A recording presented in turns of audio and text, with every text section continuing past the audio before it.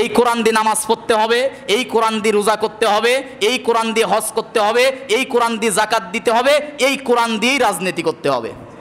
সুবহানাল্লাহ কোন? এই মসজিদে আমার নবীর সংসদ ছিল মসজিদ, ঠিক কিনা বলেন? অনেকে বলে যে মসজিদে শুধু ভোট চায় আর রাজনীতি করে, তা আমার নবীজির সংসদ ভবন ছিল মসজিদ। তোরা বেটা টেম্পু স্ট্যান্ড, বাস স্ট্যান্ড দখল করেছিস, আর বাংলার ইসলামপন্থী জনগণ মসজিদ দখল করেছে, ঠিক কিনা বলেন? এই মসজিদ থেকে ইসলাম কায়েম হবে ইনশাআল্লাহ বলেন। যারা আল্লাহর আইন মানে না, আল্লাহর ভাষায় তারা কাফের, ঠিক কিনা বলেন? রান্নাঘর থেকে শুরু করে কি করে সংসদ ভবন পরিচালনা করতে হবে, কি করে এসি লেন চলবে, কি করে থানা চলবে, কি করে সংসদ, কি করে গণভবন চলবে, সব কোরআনের মধ্যে আছে না নাই? একটা মানুষের ব্যক্তি জীবন, পারিবারিক জীবন, সামাজিক জীবন, রাষ্ট্রীয় জীবন, যুদ্ধনীতি, সন্ধি নীতি, পররাষ্ট্রনীতি, রাজনীতি, অর্থনীতি, এমন কোনো বিষয় নাই যেটার ব্যাখ্যা আল্লাহ বিস্তারিত কোরআনের মধ্যে দেয় নাই। তাহলে আমরা মুসলমান, আমরা সকলেই চাই কিসের আইন? এতে কি কোনো রাজনীতি আছে? আমি কি জামাতের ভোট চাইছি? দাঁড়িপাল্লায় ভোট চাইছি? আমি মুসলমান থাকবো সেই দলে যে দলে আছে কি? আমি মুসলমান ওয়াজ শুনবো সেই হুজুরের যে হুজুরের ওয়াজের মধ্যে আছে কি? আমি হুজুর মুরিদ হব সেই পীরের যে পীরের দরবারে আছে কি? আমি সেই নেতার নেতৃত্ব মানবো যে নেতা মানে কি? রাজনীতি আছে? সহজ কথা বুঝতে চান না কেন? যারাই বুঝতে চায় না, বুঝতে হবে ওদের মধ্যে ভেজাল আছে, ঠিক কিনা বলেন? কোন দলের ভোট চাইছি, কোন দলের দালালি করছি, কোন দলের গোলামি করছি? এই মেম্বারে কথা হবে কোরআন থেকে, কোরআনের আয়াত দিয়ে দিয়েই কথা বলেছি, ঠিক কিনা বলেন? এই জন্য রাজনৈতিক কোনো গন্ধ খোঁজা যাবে, কারণ মুসির নজর সব সময় থাকে কোথায়? বলেন না কেন? তাহলে নজর কিন্তু, নজরেরও কিন্তু বৈশিষ্ট্য আছে। সবাই তাকায় তাকে মুখের দিকে, হুজুর কেমন টুপি পরছে, হুজুর কি ঘড়ি পরছে নাকি, হুজুরের জুব্বা লন্ডি করা আছে কিনা। রাস্তাঘাটে মানুষ এইগুলো দেখে, আর মুসি দেখে যে হুজুরের জুতায় কালি আছে কিনা, ঠিক কিনা বলেন? কারণ ওর টার্গেট কালি না থাকলে কালি করলে 20টা টাকা পাবো, ঠিক কিনা বলেন? সবাই ওরাও ভালো করে জানে যে কোরআন হক দল মানতে চায় না, কারণ যদি মানি আমরা টেন্ডারবাজ চাঁদাবাজি করতে পারবো না। আল্লামা সাইদি বলে গেছে যে কোরআন যদি সংসদে কায়েম হয় বোতল খাওয়া যাবে না, ঠিক কিনা বলেন? এই যে বিধবার কার্ড নেওয়ার জন্য মারামারি আছে না নাই? গর্ভবতী মায়েদের কিন্তু সরকারি বাজেট আছে, আছে না নাই? আমার দেশে যাদের সন্তান হয় এদের কাছ থেকে 12,000 টাকা নিয়ে 30,000 টাকা দেয়, সুবহানাল্লাহ কোন? আছে না নাই? এইগুলো আপনারা যাদের টাকা খায় ভোট দিবেন, ভোট দেওয়ার পরে ওরা টাকা নিবে, এটাই নিশ্চিত, ঠিক কিনা বলেন? আমরা আর টাকা খেয়ে কারোর গোলামি করব, ইসলামের পক্ষে বিনা টাকায় ভোট দেব, ঠিক কিনা বলেন?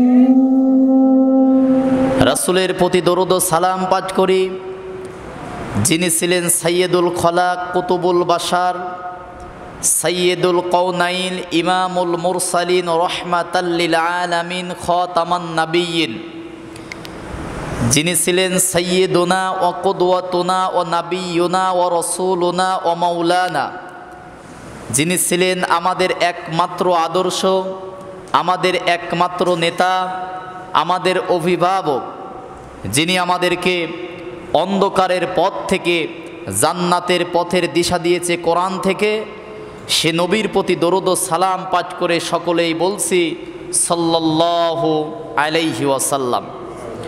সম্মানিত মুসল্লি কিরাম, 7 দিন পরে একটা দিন জুমার দিন আসে। এ দিনের অনেক গুরুত্ব, অনেক ফজিলত আল্লাহ রাসূল হাদিসের মাধ্যমে জানিয়েছেন। আল্লাহ রাসূল সাল্লাল্লাহু আলাইহি ওয়াসাল্লাম জানিয়েছেন, জুমার দিনে কোনো ব্যক্তি যদি জুমার দিন এই নিয়তেই ফজরের নামাজ আদায় করে এবং সকলের আগে জুমার নামাজ আদায়ের জন্য আসে, আল্লাহ রাব্বুল আলামিন বিগত 7টা দিনের সগীরা গুনাহ আল্লাহ মাফ করে দেয়। কি কথা আমার বোঝেন নাই? সুবহানাল্লাহ তো বললেন না। গুনাহ কিন্তু এমনি এমনিতেই মাফ হয় না। আল্লাহ রাব্বুল আলামিন বলেন, আমার কোনো বান্দা যখন ওযু করার সময় যতগুলো স্থানে ওযুর পানি লাগে, কিয়ামতের কঠিন মুসিবতের দিনে এই সূর্যের আলোর চেয়েও বেশি সেই জায়গাগুলো থেকে আলোকিত হবে, বলি সুবহানাল্লাহ। এজন্য ওযু করার পরে ওযুর পানিগুলো মুছে ফেলবেন না, যতক্ষণ শরীরে থাকবে, যত ফোঁটা পানি পড়বে প্রতিটা ফোঁটায় আল্লাহ পাক আমাদের জীবন থেকে গুনাহ মাফ করে দেবে, বলি সুবহানাল্লাহ। আল্লাহ রাসূল জানিয়েছেন, একটা আমল আছে, অনেকে ওযু করে তাড়াহুড়া করে ওযু করে, অনেক জায়গা ভেজে, অনেক জায়গা ভেজে না। আবার আছে অনেক জায়গায় অনেকে অজু করতেছে, অজু করার সময় বিসমিল্লাও বলে না। গতকালকে হাদিসে দেখলাম রাসূল বলেছে বিসমিল্লাহির রহমানির রহিম ছাড়া যে অজু করলো তার অজু হয়েছে কি হয় নাই এটা দেখার বিষয় আল্লাহর নাই। কত বড় কথা বুঝতে পারছেন? আমাদের দুনিয়ার কোনো কাজে তাড়াহুড়া নাই। চা স্টলে বসে এক কাপ চা খাই, 2-3 ঘন্টা, রাত 10টা 11টা 12টা পর্যন্ত চলতেছে গীবত পরচর্চা, ঘড়ির দিকে তাকাই না। কিন্তু মসজিদে আসলে নামাজে দাঁড়ালেই আমাদের ব্যস্ততা বাড়ে, ঠিক কিনা বলেন? শুধু ঘড়ির তাকাই, হুজুরের খুতবা কখন শেষ হবে, কখন নামাজে দাঁড়াবো। তা 2.5 ঘন্টার ছবির সময় কিন্তু বিরক্ত লাগে না। ওই পুতুল নাচ দেখতেছে 12টা 1টা 2টা, কষ্টও লাগে না। ওযু করার সময় তাড়াহুড়া আছে না নাই? এজন্য জুমার দিন খেলা করার জন্য আসে নাই, শিক্ষা নিতে হবে এখান থেকে। অত দূর থেকে আসি, আপনারা টাকা দেন, কিছু না শিখলে হলো নাকি? ওযু করবেন যখন বিসমিল্লাহ বলে আস্তে ধীরে সুস্থে প্রতিটা ফরজ সুন্নাত হক আদায় করে। আল্লাহ রাসূল বলেছেন ওযু শেষ করার পরে কেউ যদি কিবলা দিকে হয়ে অথবা না হয়ে যদি কেউ কালেমায়ে শাহাদাত পাঠ করে, ওই ব্যক্তির জন্য আল্লাহর জান্নাত ওয়াজিব হয়ে যায়। তা আল্লাহ তো আসলে আমাকে আপনাকে মাফই করতে চায়, যদি আমরা মাফ নিতে না পারি ও দোষ কি আল্লাহর? কত সুযোগ দিয়েছে। অজুর প্রতি ফোঁটা পানি থেকে গুনাহ মাফ হয়। যে জায়গাগুলোতে অজুর পানি লাগবে কিয়ামতের দিন এই সূর্যের আলোর চেয়ে বেশি আলোকিত হবে। এমন কি রাসূল কথা বলেছে যে জায়গা দিয়ে অজুর পানি গড়ে যাবে, কিয়ামতের দিন এই জায়গা সেই ব্যক্তির পক্ষে সাক্ষী হয়ে দাঁড়িয়ে যাবে। সুবহানাল্লাহ বলেন। কিন্তু অপচয় করা যাবে না। ট্যাপ ছেড়ে দিয়ে গল্প করতেছে, আছে না নাই? এটা করা যাবে না। যতটুকু দরকার রাসূল বলেছেন তোমরা যদি সমুদ্রের পানে, নদীর পাড়ে বসেও যদি অজু করো, অতিরিক্ত যদি পানি ব্যবহার করো সমুদ্রে নদীতে, সেটাও তোমার অপচয় হবে। অতএব খুব সাবধান, যতটুকু লাগবে ব্যবহার করবেন। অনেকে আছে দেখবেন পেশাব পায়খানা করার পরে ঢিলা কুলুপ ব্যবহার করতে চায় না, আছে না নাই? অনেকে আছে মসজিদ মাদ্রাসার পায়খানাগুলো ব্যবহারযোগ্য না, পানি দিতে চায় না, ট্যাপ ঘোরালেই পানি, ঠিকমতো পানি দিতে চায় না। তো যে জায়গায় পানি ব্যবহার করা দরকার আমার দেশের মানুষ সে জায়গায় পানি ব্যবহার করে না। কবরের আযাব 2টা কারণে সবচেয়ে বেশি হবে। বলেন কয়টা কারণ? 2টা কারণ। 1 নাম্বার, কবরের আযাব যতগুলো কারণে হবে তার অন্যতম কারণ হচ্ছে গীবত পরচর্চা করার কারণে। অন্যের বিরুদ্ধে কথা, গীবত পরচর্চা এইগুলো যারা করে 1। 2 নাম্বারে যারা সর্ব অবস্থায় অপবিত্র ঢিলা কুলুপ ব্যবহার করে না, এদের জন্য কবরের আযাব সবচেয়ে বেশি। দেখেন নাই অনেকেই আছে পেশাব পায়খানা করার পরে ঢিলা কুলুপ কিন্তু ব্যবহার করে না। নাই, মুসলমানের মধ্যে নাই এটা, অনেক গুরুত্বে। এই জন্য যে অবস্থায় থাকেন অজু না করেন, অন্তত ঢিলা কুলুপ ব্যবহার করে নিজের শরীরটাকে পবিত্র রাখার চেষ্টা করবেন। কারণ কখন কোন অবস্থায় কিভাবে মৃত্যু হয়ে যাবে আমরা কেউ জানি না। যদি এখন নাপাক অবস্থায় থাকি, বলেন তো পবিত্র ফেরেশতা কি আমার কাছে আসবে? অজু করি নাই ঠিক আছে, গোসল ধরেন ফরজ হয়ে আছে, পেশাব পায়খানা করে ঢিলা কুলুপ ব্যবহার করি না, শরীরটা নাপাক হয়ে আছে, এমন অবস্থায় কিন্তু রহমতের ফেরেশতা আমাদের কাছে আসবে না। এজন্য সর্ব অবস্থায় নিজের শরীরটাকে পাক পবিত্র রেখে সর্বোচ্চ চেষ্টা করা, অজু করে পবিত্র অবস্থায় থাকা। কারণ কার কখন কিভাবে মৃত্যু হবে আমরা কেউ জানি না। এজন্য ইমানের হালতে মৃত্যু চাওয়া এটা সর্ব অবস্থায়, যে আল্লাহ যতটুকু দুনিয়ায় ভালো কাজ করছি না করছি আল্লাহ তুমি তো জানো, আল্লাহ অন্তত যেন ইমান নিয়ে মৃত্যুবরণ করতে পারে সে তৌফিক যেন আমাদেরকে আল্লাহ পাক দান করে। সকলেই বলি আল্লাহুম্মা আমিন। সারা জীবন ভালো কাজ করছি, মরার সময় যদি ইমান ছাড়া মৃত্যুবরণ করি তাহলে সারা জীবন ভালো কাজের কোনো লাভ আছে? এজন্য মৃত্যুটা যেন আল্লাহ পাক ইমানের মৃত্যু হয় এটা সর্ব অবস্থায় চাইতে হবে, আল্লাহর কাছে চেয়ে নিতে হবে, আল্লাহ আমার মৃত্যুটা যেন ইমানের মৃত্যু হয়, আল্লাহ যেন দান করে। সকলে আমিন বলেন। আমরা গত সপ্তাহে কোরআন কেন শুনবো তার 6টা কারণ বলেছিলাম। এই কোরআন এমনি এমনিই তো শোনা যাবে না, নাকি বলেন? কোরআন নাজিল করেছে কে? সবাই কথা বলবেন, কে? কোরআন নাজিল করেছে আল্লাহ। এক নাম্বার কোরআন শোনার কারণ বলেছিলাম, কোরআনের মধ্যে কোনো ভুল, বলেন কোরআনের মধ্যে কোনো মিথ্যা নাই। পৃথিবীতে অসংখ্য লেখক আছে, অসংখ্য বই আছে পৃথিবীতে। প্রতিটা লেখক বইয়ের শুরুতেই লিখে দেয় যে আমাদের বইয়ের মধ্যে যদি প্রিন্টিংয়ের মাধ্যমে, আমার শব্দচয়নে, আমার লেখনের মধ্যে যদি কোনো ভুল আপনাদের চোখে ধরা পড়ে, আমাদেরকে অবগত করবেন, আমাদের জানাবেন, পরবর্তী সংস্করণে সংশোধন করতে বাধ্য থাকিব। প্রতিটা বইয়েতে এটা লেখা থাকে। কিন্তু আল্লাহ পাক যে কোরআন নাজিল করেছে, কোরআনের প্রথমেই আল্লাহ পাক চ্যালেঞ্জ করে দিয়ে বলতেছেন যে আলিফ লাম মিম জালিকাল কিতাবু লা রাইবা ফি হুদাল লিল মুত্তাকিন। এটা এমন একটি কিতাব, এমন একটি কোরআন আমি আল্লাহ নাজিল করেছি যে কোরআনের মধ্যে, কিতাবের মধ্যে কোনো ভুল নাই, কোনো মিথ্যা নাই। সুবহানাল্লাহ বলেন। চ্যালেঞ্জ। এই কারণে কোরআন শুনবো, কারণ কোরআনের মধ্যে কোনো মিথ্যা নাই। আবার কোরআনের অসংখ্য বৈশিষ্ট্য আছে। এ কোরআন এমন একটি কিতাব যা পৃথিবীতে 24 ঘন্টা, প্রতিটা সেকেন্ড, প্রতিটা মিনিট, প্রতিটা মুহূর্তে আল্লাহর কোরআনের তেলাওয়াত হয়। সুবহানাল্লাহ বলেন। আবার কোরআনের আরেকটা বৈশিষ্ট্য, কোরআন এমন একটি কিতাব যা পৃথিবীতে মুখস্থকারীর সংখ্যা পৃথিবীতে সবচেয়ে বেশি। সুবহানাল্লাহ বলেন। তাহলে এই কোরআন পড়ার দরকার আছে না নাই? বোঝার দরকার আছে না নাই? মানার দরকার আছে না নাই? তাহলে এক নম্বরে আমরা কোরআন শুনবো, কারণ কোরআনটা হচ্ছে সত্য। সুবহানাল্লাহ বলেন। দুই নম্বরে কোরআনটা শোনার কারণ হচ্ছে এই, কোরআনটা হচ্ছে জান্নাতে যাওয়ার দলিল। সুবহানাল্লাহ কোন। গত সপ্তাহে কিন্তু বলছিলাম, সবগুলোর ব্যাখ্যা করছি। সূরা নিসার 174 নম্বর আয়াত আল্লাহ পাক বলেছেন, ইয়া আইয়ুহান নাস কদ জাআকুম বুরহানুম মির রাব্বিকুম ওয়া আনজালনা ইলাইকুম নূরাম মুবিনা। হে মানুষ, হে মানবতা, তোমাদের জন্য জান্নাতে যাওয়ার জন্য আমি আল্লাহ রাব্বুল আলামিন একটা কোরআন নামক কিতাব, কোরআন নামক দলিল, বুরহান নামক কোরআন তোমাদের জন্য নাজিল করেছি। বলি সুবহানাল্লাহ। 3 নাম্বার, কোরআন শুনলে ঈমান বৃদ্ধি পায়। কি হয়? ঈমান বৃদ্ধি পায়। 4 নম্বরে, কোরআন শুনলে রহমত প্রাপ্ত হওয়া যায়। কোরআন যেখানে তেলাওয়াত হয় সেখানে রহমত নাজিল করে কে? আল্লাহ রাব্বুল আলামিন। সূরা আরাফের 204 নম্বর আয়াতের মধ্যে বলেন, وَإِذَا قُرِئَ الْقُرْآنُ فَاسْتَمِعُوا لَهُ وَأَنصِتُوا لَعَلَّكُمْ تُرْحَمُونَ। জোরে বলি আল্লাহু আকবার।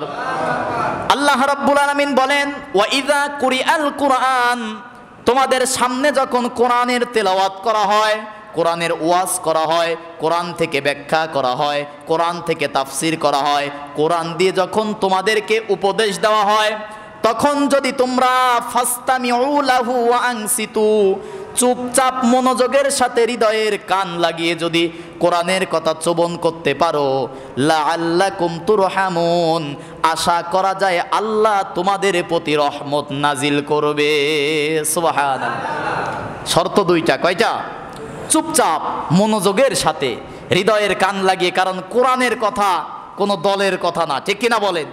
কোরআনের কথা কোনো ব্যক্তির কথা না, কোরআনের কথা কোনো হুজুরের কথা না, কোরআনের কথা কোনো আলেমের কথা না, ঠিক কিনা বলেন? কোরআনের কথা কার কথা? বলেন, কোরআনের কথা কার কথা? তাহলে কোরআন শুনলে ওই জায়গাটার সাধারণ জায়গা থাকে না, সেই জায়গাটা আল্লাহর রহমতের জায়গা হয়ে যায়। সুবহানাল্লাহ বলেন। আল্লাহর পরিবার আছে, আল্লাহর প্রিয়জন আছে। এর অর্থ এই নয় যে বউ বাচ্চা হাবি যাবে এইগুলো আছে। নাউজুবিল্লাহ বলেন।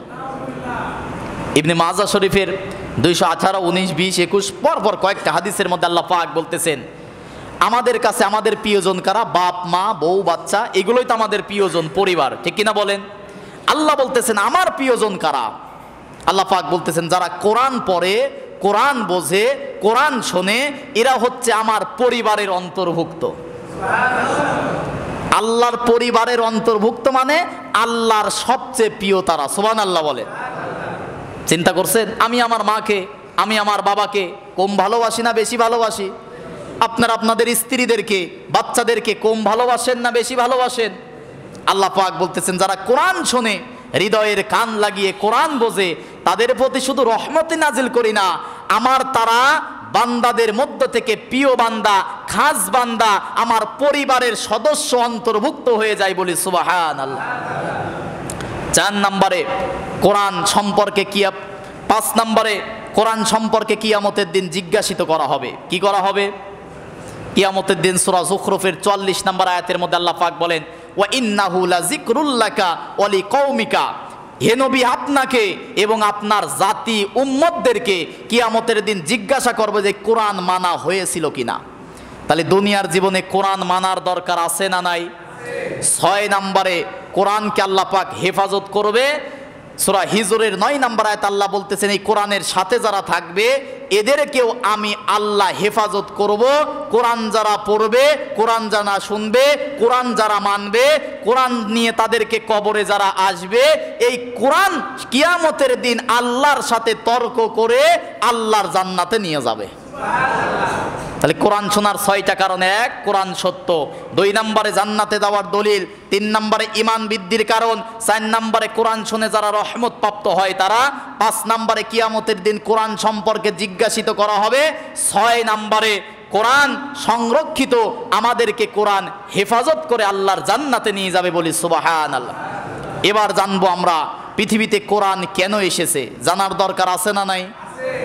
এতগুলো কারণে যে কোরআন শুনবো, কোরআন কেন এসেছে, এ কথা আল্লাহ পাক পবিত্র কোরআনুল কারিমে 14 নম্বর সূরা ইব্রাহিমের 1-2 নম্বর আয়াতের মধ্যে বর্ণনা করেছে, বলি সুবহানাল্লাহ। আল্লাহ রাব্বুল আলামিন সূরা ইব্রাহিমের 1 এবং 2 নম্বর আয়াতের মধ্যে বলেন, আলিফ লাম রা কিতাবুন আনজালনাহু ইলাইকা লিতুখরিজান নাসা মিনাজ যুলুমাতি ইলান নূর। জোরে বলি আল্লাহু আকবার। আল্লাহ রাব্বুল আলামিন বলেন, আলিফ লাম রা হরফে মুকাত্তাআত, এর একমাত্র অর্থ জানে কে? আল্লাহ। এগুলোর একমাত্র অর্থ জানে কে? এগুলোর অর্থ পৃথিবীর কেউ জানে না। এরকম 29টা জায়গায় আল্লাহ পাক দিয়েছেন। যেদিন সূরা ইয়াসিনের তাফসীর করব একদিন ইনশাআল্লাহ, সেদিন এই সম্পর্কে বিস্তারিত আলোচনা করব। আল্লাহ রাব্বুল আলামিন এর পরের আয়াতে বলতেছেন, কিতাবুন আনজালনা, হে নবী আপনার কাছে যে কিতাব আমি নাজিল করেছি, তাবিজ লেখার জন্য, ঝাড়ফুঁক করার জন্য, চোর ধরার জন্য আল্লাহ কোরআন নাজিল করছে নাকি? আমাদের এলাকায় কোনো জিনিস হারিয়ে গেলে আগে দেখতাম ছোটকালে চাল পড়া নিয়ে আসতো, খাওয়াতো চোর ধরার জন্য। আপনাদের এলাকায় কি ছিল এমন? এরপরে আবার বলে যে কোরআন দিয়ে বাতি চালানো হবে, ছিল কি না? কিন্তু আল্লাহ রাব্বুল আলামিন বলেন, কিতাবুন আনজালনাহু ইলাইকা লিতুখরিজান নাস মিনাজ যুলুমাতি ইলান নূর। জোরে বলি আল্লাহু আকবার। আল্লাহ রাব্বুল আলামিন বলেন, এই কিতাব আমি নাজিল করেছি লিতুখরিজান নাস, এই কারণে বের করার জন্য মানুষদেরকে, মিনাজ যুলুমাত অন্ধকার থেকে, ইলান নূর আলোর পথ দেখানোর জন্য আমি আল্লাহ কোরআন নাজিল করেছি, বলি সুবহানাল্লাহ। এখন আরেকটা আয়াত আছে সূরা হাদীদের 9 নম্বর আয়াত, একইভাবে এখানে বলেছে কিতাব, ওখানে বলেছে আয়াত। আল্লাহ রাব্বুল আলামিন বলেন, হুয়াল্লাযী ইউনাজ্জিলু আলা আবদিহি আয়াতিম বাইয়িনাতিল লিয়ুখরিজাকুম মিনাজ যুলুমাতি ইলান নূর। জোরে বলি আল্লাহু আকবার। আল্লাহ রাব্বুল আলামিন বলেন, হুয়াল্লাযী, হুয়া মানে সে, মানে সেই সত্তা। কোরআন নাজিল করেছে কে? আল্লাহ রাব্বুল আলামিন বলেন, হুয়াল্লাযী ইউনাজ্জিলু আলা আবদিহি, আমার বান্দা মুহাম্মদ সাল্লাল্লাহু আলাইহি ওয়াসাল্লামের প্রতি যে কোরআন নাজিল করেছি, আয়াতিম বাইয়িনাত, স্পষ্ট আয়াত নাজিল করেছি এই জন্য, লিতুখরিজান নাস, মানুষদেরকে বের করার জন্য, মিনাজ যুলুমাতি ইলান নূর, অন্ধকার থেকে আলোর পথ দেখানোর জন্য আমি আল্লাহ রাব্বুল আলামিন কোরআন নাজিল করেছি, বলি সুবহানাল্লাহ। কি বুঝলেন? অন্ধকার থেকে বের করার জন্য, আলোর পথ দেখানোর জন্য কোরআন নাজিল করেছে কে? আল্লাহ। তার মানে রাতের বেলা যখন কারেন্ট চলে যাবে, কোরআন শরীফ ঘরের মধ্যে খুলবো, আলো জ্বলে উঠবে, নাকি বলেন? রাতের বেলায় বাজার থেকে যখন বাড়িতে যাব 10টা 11টায়, হাতে তো লাইট নাই, পকেটে থাকবে কোরআন, এরকম করে বের করব আর আলো জ্বলবে, সে আলো দেখে দেখে আমরা বাড়িতে যাব। কি আল্লাহ বলতেছে যে অন্ধকার থেকে মুক্ত করার জন্য, আলোর পথ দেখানোর জন্য কোরআন নাজিল করছি। তো কোরআনে কি আলো জ্বলে? এখন আসেন আলো জ্বলে কি না জ্বলে দেখেন। এবার আল্লাহ পাক জুলুমাত ব্যবহার করায়, জুমায় তাকসির ব্যবহার করে আল্লাহ পাক বলতেছেন অন্ধকার কি? আল্লাহর কাছে এই যে জানালা দরজা বন্ধ করে দিলে রাতের বেলায় ঘরটার মধ্যে অন্ধকার হয়ে যায় না? পানির নিচে ডুব ভাঙলে অন্ধকার আছে না নাই? অমাবস্যার রাতে অন্ধকার আছে না নাই? আল্লাহর কাছে জুলুমাত মানে এই অন্ধকার নয়। আল্লাহর ভাষায় অন্ধকার হচ্ছে সেইটা, মানুষের তৈরি করা নিয়ম নীতির নাম হচ্ছে অন্ধকার। মানুষের তৈরি করা আইন দুনিয়াতে আছে না নাই?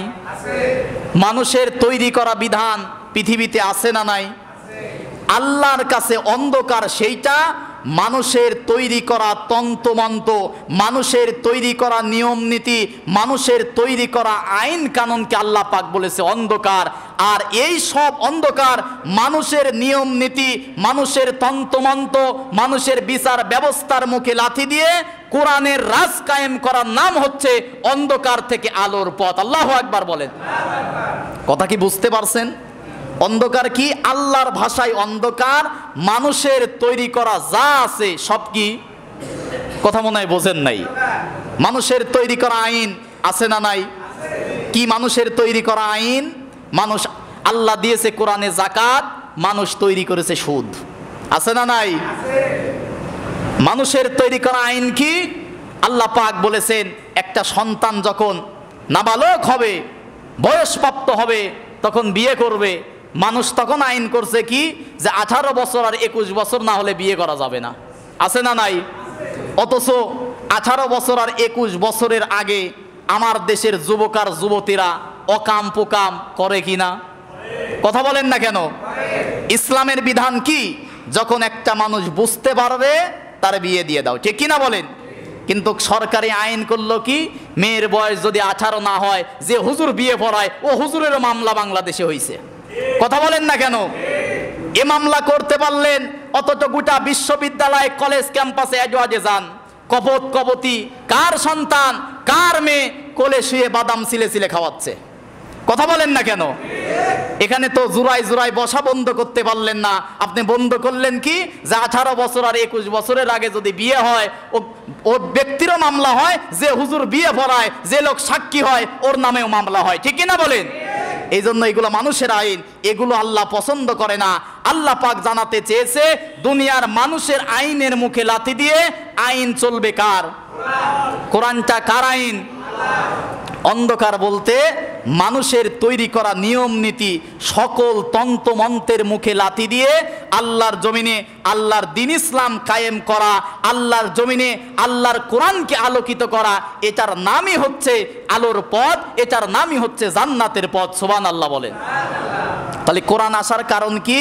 মানুষকে মুক্তি, শান্তি, মানুষের তৈরি করা নিয়ম নীতি থেকে বের করে জান্নাতের পথ দেখানোর জন্য আল্লাহ কোরআন দিয়েছে। সুবহানাল্লাহ বলেন। কোরআনের আরো কিছু নাম আল্লাহ পাক দিয়েছেন। এই যে বললাম না যে আলো, কোরআনটার আর একটা নাম নূর। বলেন কোরআনের নাম কি?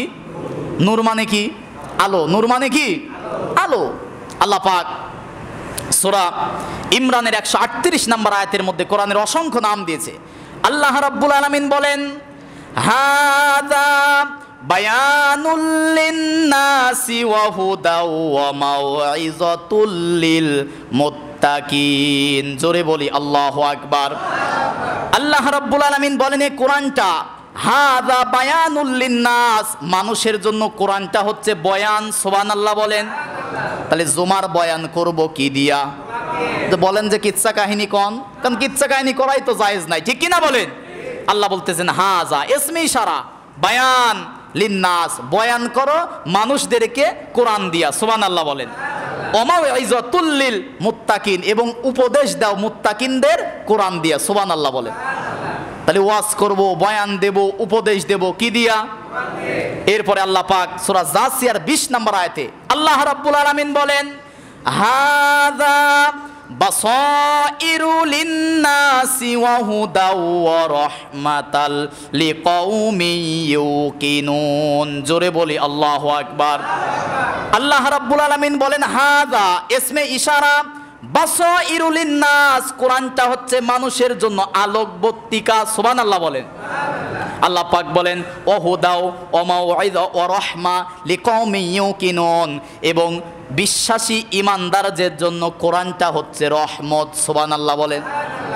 এরপরে আরো দুইটা কথা বলি। কোরআনের আরেকটা নাম বুরহান। আরেকটা নাম কি? গত সপ্তাহে বলছিলাম যে বুরহান মানে অকাট্য দলিল। বুরহান মানে কি বলেন না কেন? বুরহান মানে কি? অকাট্য দলিল। কোরআনের আরেকটা নাম হচ্ছে ফুরকন। ফুরকন মানে হচ্ছে সত্য মিথ্যা পার্থক্যকারী। সত্য মিথ্যা কথা বুঝতেছেন না আমার? আল্লাহ রাব্বুল আলামিন সূরা ফুরকনের প্রথম আয়াতের মধ্যে বলেন তাবারাকাল্লাযী নাযালাল ফুরকানা আলা আবদিহি, নিশ্চয় আমি আল্লাহ রাব্বুল আলামিন আমার বান্দা মুহাম্মদের প্রতি ফুরকন নাজিল করেছি, যেন ফুরকন দিয়ে কোরআন দিয়ে সত্য মিথ্যার পার্থক্য করতে পারে। বলি সুবহানাল্লাহ। তাহলে সত্য মিথ্যার পার্থক্যকারের নাম হচ্ছে, কোনটা ন্যায় কোনটা অন্যায় বুঝবো আমরা কি দিয়া? কোরআন দিয়ে। তাহলে কোরআন এসেছে অকাট্য দলিল হয়ে, কোরআন এসেছে সত্য মিথ্যার পার্থক্যকারী হিসাবে, কোরআন এসেছে অকাট্য দলিল হিসাবে। মূল কথায় কোরআন এসেছে গোটা মানবতাকে আমাদেরকে মুক্তি দেওয়ার জন্য। ঠিক কিনা বলেন? তাহলে কি কোরআন মানার দরকার আছে না নাই? কি করে রান্নাঘর থেকে শুরু করে কি করে সংসদ ভবন পরিচালনা করতে হবে, কি করে এসি লেন চলবে, কি করে থানা চলবে, কি করে সংসদ, কি করে গণভবন চলবে, সব কোরআনের মধ্যে আছে না নাই? একটা মানুষের ব্যক্তি জীবন, পারিবারিক জীবন, সামাজিক জীবন, রাষ্ট্রীয় জীবন, যুদ্ধনীতি, সন্ধি নীতি, পররাষ্ট্রনীতি, রাজনীতি, অর্থনীতি, এমন কোনো বিষয় নাই যেটার ব্যাখ্যা আল্লাহ বিস্তারিত কোরআনের মধ্যে দেয় নাই। জোরে কোন সুবহানাল্লাহ। রাগ করছেন আপনারা? এবার বলেন সূরা বনি ইসরাইল, কোন সূরা? আয়াত 82। কত নম্বর আয়াত? আল্লাহ রাব্বুল আলামিন বলেন ওয়ানুনাজ্জিলু মিনাল কুরআনি মা হুয়া শিফাউ ওয়া রাহমাতুল লিল মুমিনিন। জোরে বলি আল্লাহু আকবার। ওয়ানুনাজ্জিলু মিনাল কুরআন, হে নবী আপনার কাছে যে কোরআন নাজিল করছি তাবিজ লেখার জন্য, ঝাড়ফুঁক করার জন্য, চাইল ফরাদি চোর ধরার জন্য কেন নাজিল করছি? পৃথিবীর মানুষের সব সমস্যার সমাধান দেওয়ার জন্য আমি আল্লাহ কোরআন নাজিল করছি। সুবহানাল্লাহ বলেন। মানুষের জীবনে যা সমস্যা আছে সব সমস্যার সমাধান কোরআনের মধ্যে আছে না নাই? আরেকটা কারণে কোরআন নাজিল হয়েছে সূরা নিসার 105 নম্বর আয়াত। আল্লাহ রাব্বুল আলামিন বলেন ইন্না আনজালনা ইলাইকাল কিতাবা বিল হাক্কি লিতাহকুমা বাইনান নাসি বিমা আরাকাল্লাহ। জোরে বলি আল্লাহু আকবার। আল্লাহ পাক বলেন ইন্না আনজালনা ইলাইকাল কিতাবা বিল হক, যথাযথ সত্য সহকারে যে কোরআন নাজিল করেছি, লিতাহকুমা বাইনান নাসি বিমা আরাকাল্লাহ, যেন কোরআন দিয়ে তুমি মানুষের মধ্যে বিচার করতে পারো। সুবহানাল্লাহ বলে। তাহলে কোরআন নাজিল হয়েছে নামাজ পড়ার জন্য। হ্যাঁ, নামাজ পড়ার জন্যও নাজিল হয়েছে, কিন্তু বিচার করার জন্য কোরআন, কথা বোঝেন নাই? এই কোরআন দিয়ে নামাজ পড়তে হবে, এই কোরআন দিয়ে রোজা করতে হবে, এই কোরআন দিয়ে হজ করতে হবে, এই কোরআন দিয়ে যাকাত দিতে হবে, এই কোরআন দিয়েই রাজনীতি করতে হবে। সুবহানাল্লাহ কোন? এই মসজিদে আমার নবীর সংসদ ছিল মসজিদ। ঠিক কিনা বলেন? অনেকে বলে যে মসজিদে শুধু ভোট চায় আর রাজনীতি করে। তা আমার নবীজির সংসদ ভবন ছিল মসজিদ। তোরা বেটা টেম্পু স্ট্যান্ড, বাস স্ট্যান্ড দখল করেছিস, আর বাংলার ইসলামপন্থী জনগণ মসজিদ দখল করেছে। ঠিক কিনা বলেন? এই মসজিদ থেকে ইসলাম কায়েম হবে ইনশাআল্লাহ বলেন। যারা আল্লাহর আইন মানে না, আল্লাহর ভাষায় তারা কাফের। ঠিক কিনা বলেন? সূরা মাইদার 44 নম্বর আয়াত। কোন সূরা? সূরা মাইদা। কোন সূরা? আপনাদের কারু যদি কোনো সমস্যা মনে হয়, কথা কি বুঝতে পারছেন? আয়াতগুলো সূরার নাম বলি না আমি, আয়াত নাম্বার বলি না, একটু খাতা কলম নিয়ে আসবেন, মোবাইলে তুলবেন, মুফতি সাহেবদের কাছ থেকে শোনাবেন। এই যে আপনাদের ছেলে জাকির হাফেজ সাহেব রয়েছে, ওই যে আরেকটা শুভ হাফেজ সাহেব রয়েছে, সূরা মাইদার 44 নম্বর আয়াত। জাকির শেষে কি বলতেছে? ওমাল্লাম ইয়াহকুম বিমা আনজালাল্লাহু ফাউলাইকা হুমুল কাফিরুন। আল্লাহু আকবার বলেন। আল্লাহ পাক বলেন ওমাল্লাম ইয়াহকুম বিমা আনজালাল্লাহ, আমি আল্লাহ যে কোরআন নাজিল করেছি এই কোরআন দিয়ে যারা বিচার করবে না, ফাউলাইকা হুমুল কাফিরুন, আল্লাহর ফতোয়ায় তারা কি? ফাউলাইকা হুমুল কাফিরুন, ফতোয়া মোল্লার না আল্লাহর? 45 নম্বর আয়াত আল্লাহ বলতেছেন আমাল্লাম ইয়াহকুম বিমা আনজালাল্লাহু ফাউলাইকা হুমুজ জালিমুন, আল্লাহর কোরআন, আল্লাহ যে বিধান নাজিল করেছে এইটা দিয়ে যারা বিচার করবে না এরা হচ্ছে জালেম। এরা কি? 47 নম্বর আয়াতের শেষে বলতেছে ওয়ামাল্লাম ইয়াহকুম বিমা আনজালাল্লাহু ফাউলাইকা হুমুল ফাসিকুন, যারা আল্লাহর নাজিলকৃত কোরআন দিয়ে বিচার করবে না এরা হচ্ছে ফাসিক। নাউজুবিল্লাহ বলেন। ফতোয়াকার যারা কোরআন দিয়ে বিচার করতে চায় না, পছন্দ করে না, আল্লাহর ফতোয়ায় কাফের, আল্লাহর ফতোয়ায় জালেম, আল্লাহর ফতোয়ায় ফাসিক। ঠিক কিনা বলেন? কোরআনের মধ্যে জাকির শুভ আছে না নাই? আয়াত আছে না নাই? কারো যদি সমস্যা হয় আপনি পরীক্ষা নিরীক্ষা করবেন, অন্য হুজুরের কাছে যাবেন। তাহলে আমরা মুসলমান, আমরা সকলেই চাই কিসের আইন? এতে কি কোনো রাজনীতি আছে? আমি কি জামাতের ভোট চাইছি? দাঁড়িপাল্লায় ভোট চাইছি? আমি মুসলমান থাকবো সেই দলে যে দলে আছে কি? আমি মুসলমান ওয়াজ শুনবো সেই হুজুরের যে হুজুরের ওয়াজের মধ্যে আছে কি? আমি হুজুর মুরিদ হব সেই পীরের যে পীরের দরবারে আছে কি? আমি সেই নেতার নেতৃত্ব মানবো যে নেতা মানে কি? রাজনীতি আছে? সহজ কথা বুঝতে চান না কেন? যারাই বুঝতে চায় না বুঝতে হবে ওদের মধ্যে ভেজাল আছে। ঠিক কিনা বলেন? কোন দলের ভোট চাইছি? কোন দলের দালালি করছি? কোন দলের গোলামি করছি? এই মেম্বারে কথা হবে কোরআন থেকে, কোরআনের আয়াত দিয়ে দিয়েই কথা বলেছি। ঠিক কিনা বলেন? এই জন্য রাজনৈতিক কোনো গন্ধ খোঁজা যাবে, কারণ মুসির নজর সব সময় থাকে কোথায়? বলেন না কেন? তাহলে নজরেরও কিন্তু বৈশিষ্ট্য আছে। সবাই তাকায় তাকে মুখের দিকে, হুজুর কেমন টুপি পরছে, হুজুর কি ঘড়ি পরছে নাকি, হুজুরের জুব্বা লন্ডি করা আছে কিনা। রাস্তাঘাটে মানুষ এইগুলো দেখে, আর মুসি দেখে যে হুজুরের জুতায় কালি আছে কিনা। ঠিক কিনা বলেন? কারণ ওর টার্গেট কালি না থাকলে কালি করলে 20টা টাকা পাবো। ঠিক কিনা বলেন? সবাই ওরাও ভালো করে জানে যে কোরআন হক দল মানতে চায় না, কারণ যদি মানি আমরা টেন্ডার বা চাঁদাবাজি করতে পারবো না। আল্লামা সাইদি বলে গেছে যে কোরআন যদি সংসদে কায়েম হয় বোতল খাওয়া যাবে না। ঠিক কিনা বলেন? এই যে বিধবার কার্ড নেওয়ার জন্য মারামারি আছে না নাই? গর্ভবতী মায়েদের কিন্তু সরকারি বাজেট আছে, আছে না নাই? আমার দেশে যাদের সন্তান হয় এদের কাছ থেকে 12,000 টাকা নিয়ে 30,000 টাকা দেয়। সুবহানাল্লাহ কোন আছে না নাই? তাহলে এইগুলো আপনারা যাদের টাকা খায় ভোট দিবেন, ভোট দেওয়ার পরে ওরা টাকা নিবে, এটাই নিশ্চিত। ঠিক কিনা বলেন? আমরা আর টাকা খেয়ে কারোর গোলামি করব? ইসলামের পক্ষে বিনা টাকায় ভোট দেব। ঠিক কিনা বলেন? আল্লাহ যদি বাঁচায় রাখে আগামী সপ্তাহে, যেহেতু ভোট প্রতীক বের হয়ে গেছে, কথা বলেন নাই? প্রতীক বের হয়ে গেছে না? মনোনয়ন দিয়ে দিছে, আপনাদের মনোনয়ন দিয়ে দিছে। আমরা ভোট দেব, কাকে ভোট দেব আগামী সপ্তাহে বলবো। কোরআন থেকে। কি থেকে? ভোট কি জামাতে দেব? আবার কয় যে না হেফাজতে দেব, বিএনপি দেব, আওয়ামী লীগে দেব। তো সবই না, তো ভোট দিবেন কোনে? কয় কোরআনে। কোরআন কি আছে নাকি? আগামী সপ্তাহে সময় নাই, আগামী সপ্তাহে বিস্তারিত বলবো যে আমার ভোট আমি দেব, আল্লাহ যাকে দিতে বলেছে তাকে দেব। আগামী সপ্তাহে ইনশাল্লাহ যারা